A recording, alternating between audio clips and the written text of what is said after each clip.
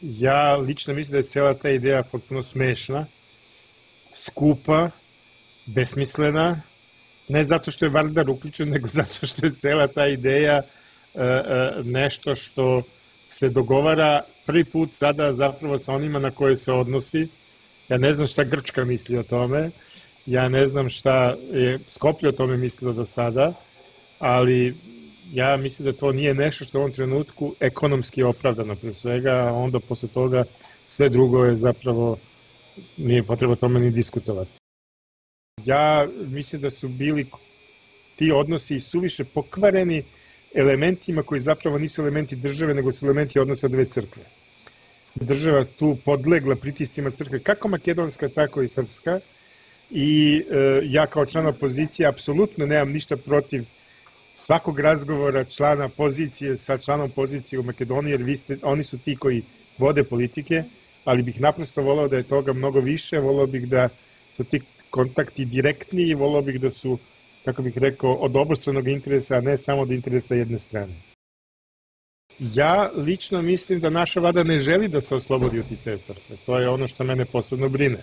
Ja mislim da crkve nije mesto u politici te vrste, bez obzira što su to nacionalne crkve, ja to potpuno razumem, ali naša vlada to ne želi da uradi i mislim da zato što ne želi neće ni pokušati da smanji uticaj crkve, a da će pokušati možda da pomogne oko toga da se crkva bude, ajde da kažem, fleksibilnija po pitanju odnosa sa Makedonskom pravoslavnom crkvom, mislim da je to bi bilo poželjna politika, ali nas malo ko pita za to šta mislimo da, šta je po našem ukusu poželjno i korisna, oni rade, imaju politiku koju mi se procenjuju samo na osnovu svojih interesa.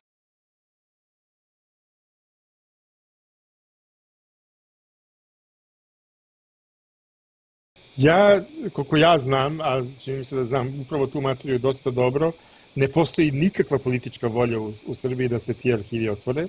Kao što znate, postojalo nekoliko inicijativa za isti takav proces u samoj Srbiji. Mi imamo zakon o lustraciji po kome apsolutno nikada ništa nije učinjeno. To je zakon koji prosto, eto tako, postoji na papiru. Postoji nekoliko inicijativa da se zahteva da se napiše zakon i usvoji zakon o otvaranju dosija. To takođe nikada nije stavljeno na dnevni red na pravi način. Dakle, sada još poučeni iskustvima iz drugih bivših istočno-evropskih zemalja kao što su Poljska, Češka i ostale, misli da je verovatnoća da se ti arhivi otvore još manje nego što je bile ranije. Dakle, oni koji vode te podatke, koji čuvaju te podatke, imaju pristup tim podacima i mogu da ih menjaju zavisno od svog političkog opredelenja i od želje da se neko kompromituje ili ne. I to je ono što je zapravo u celoj stvari najopasnije.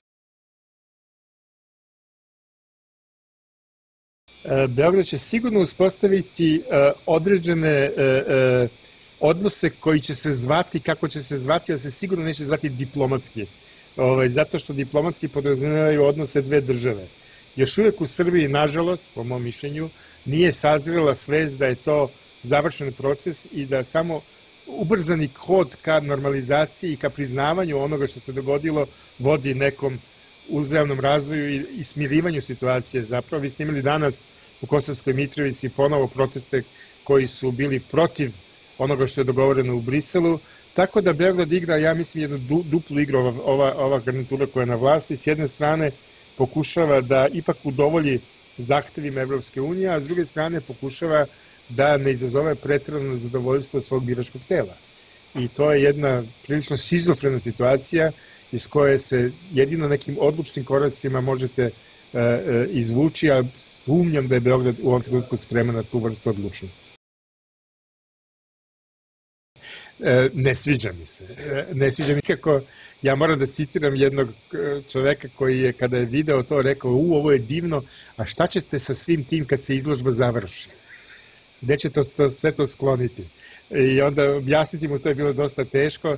Ja mislim da je taj odnos prema prošlosti, u kome se prošlost menja, u kome se ona, kako bih rekao, izmišlja, u kome se prave spomenici za nešto što se nikada nije dogodilo, sasvim sigurno da doprinosi normalizaciji života, ogromno košta, donosi jednu vrstu identitetske, ja mislim da čak produbljuje identitetsku krizu, a pitanje identiteta na Balkanu je ključno za dobre odnose.